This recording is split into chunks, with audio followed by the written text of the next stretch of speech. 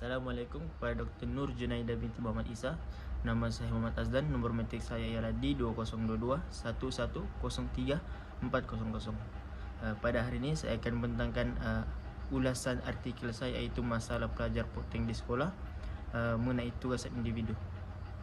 Baiklah, seterusnya ini merupakan artikel yang saya ambil dalam ulasan artikel saya. Tajuk artikel ini merupakan tingkah laku remaja ponteng sekolah, dan terdapat 3 individu yang terlibat dalam penulisan artikel ini. Yang pertama ialah Noremi Muhammad Akhir, seterusnya Nur Syafawani Metedris, dan akhir sekali ialah Muhammad Rahim Kamaluddin. Berikut merupakan sedikit pengenalan kepada ulasan artikel saya. Yang pertama, apa yang dimaksudkan dengan masalah sosial ini merupakan satu gejala-gejala atau tingkah laku yang tidak diingini oleh masyarakat, dan mereka mahu mengubah keadaan tersebut kepada keadaan yang lebih baik. Kemudian, apa yang dimaksudkan dengan ponteng sekolah ni? Ponteng sekolah merupakan satu perbuatan pelajar yang tidak hadir ke sekolah tanpa pengetahuan ataupun kebenaran pengetua ataupun guru besar. Selain itu, apa yang dimaksudkan dengan ponteng sekolah juga ini ialah merupakan pelajar yang sengaja tidak hadir ke sekolah untuk menjalankan sesi pembelajaran.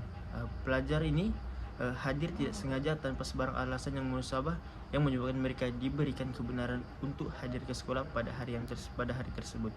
Baiklah, seterusnya merupakan penyataan masalah yang terdapat dalam ulasan artikel ini. Yang pertama, masalah sosial pada remaja amat membimbangkan dan juga amat merisaukan. Hal ini akan memberi kesan kerana seorang individu ataupun remaja itu merupakan satu aset penting dalam membangun sesebuah negara. Dan seterusnya ialah golongan remaja ini menyesuaikan diri mereka dengan faktor-faktor persekitaran mereka. Faktor-faktor persekitaran ini juga yang akan membentukkan serta mencorakkan diri mereka. Baiklah, seterusnya kita berpindah kepada objektif kajian. Dalam objektif kajian ini terdapat 2 objektif. Yang pertama iaitu untuk mengetahui faktor-faktor sebenar yang mempengaruhi seseorang pelajar itu dalam masalah tingkah laku ponteng pelajar sekolah.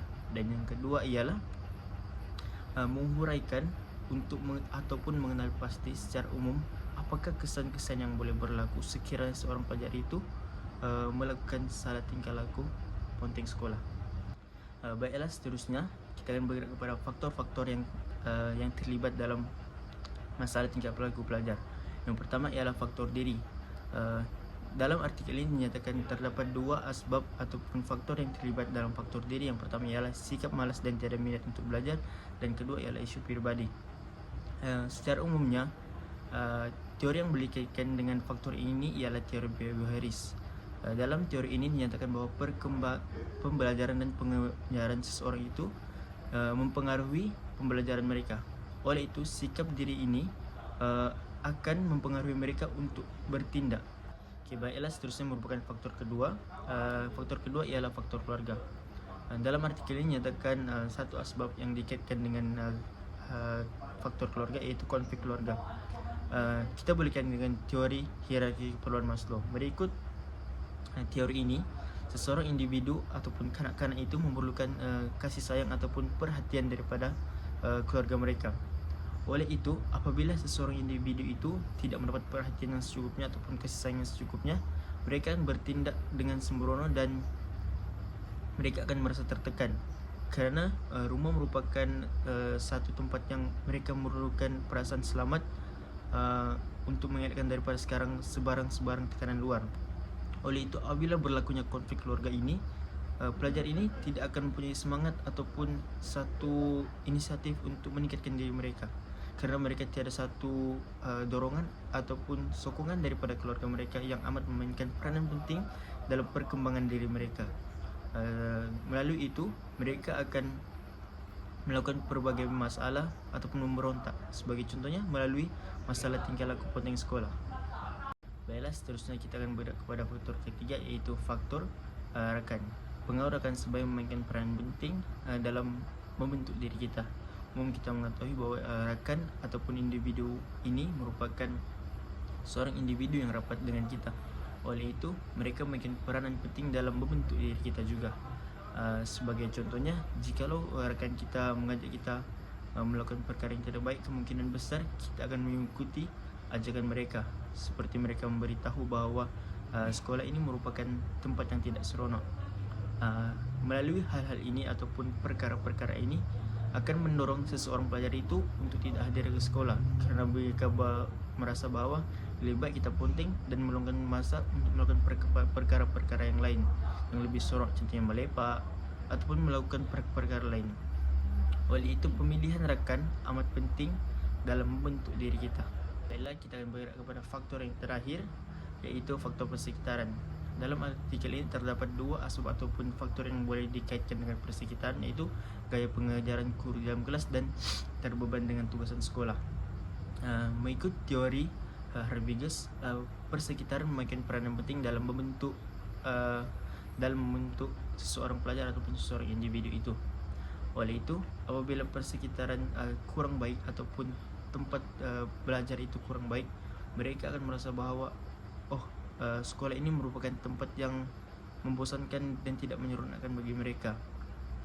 Oleh itu, apabila persekitaran ataupun suasana persekitaran ini kurang baik, itu akan menyebabkan diri mereka untuk melakukan perkara-perkara yang lain, sebagai contohnya melepak ataupun perkara-perkara yang merujuk kepada tingkah laku masalah sosial yang lebih teruk. Oleh itu, persekitaran ini amat memainkan peranan penting dalam membentuk diri pelajar itu. Baik, berikut merupakan adalah kesan-kesan terhadap masalah ponteng pelajar di sekolah. Melalui masalah ini boleh menjadi satu permulaan kepada individu tersebut untuk melakukan ataupun terlibat dengan perkara yang tidak berfaedah, seperti melepak, hisap dadah, dan sebagainya. Hal ini akan memberi kesan bukan saja terhadap diri mereka, tapi juga terhadap masyarakat. Dan yang kedua ialah boleh merusakkan masa depan mereka sendiri. Apabila mereka terlibat dengan aktiviti yang tidak berfaedah seperti mencuri, menghisap dadah ataupun perkara-perkara lain, apabila mereka mempunyai rekod yang tidak baik ataupun mempunyai rekod jenayah, mereka akan mempunyai masalah untuk mencari kerja ataupun untuk mengembangkan lagi diri mereka. Oleh itu, ini akan memberi kesan terhadap masa depan mereka untuk menjadi seseorang individu yang berjaya dan mampu memberikan sumbangan terhadap diri mereka, masyarakat, dan juga negara. Baiklah, akhir sekali, ini merupakan rumusan daripada ulasan artikel saya. Terdapat 4 faktor utama yang terlibat dalam mempengaruhi masalah pelajar ponteng sekolah. Yang pertama ialah faktor diri, faktor keluarga, faktor rakan, dan juga faktor persekitaran.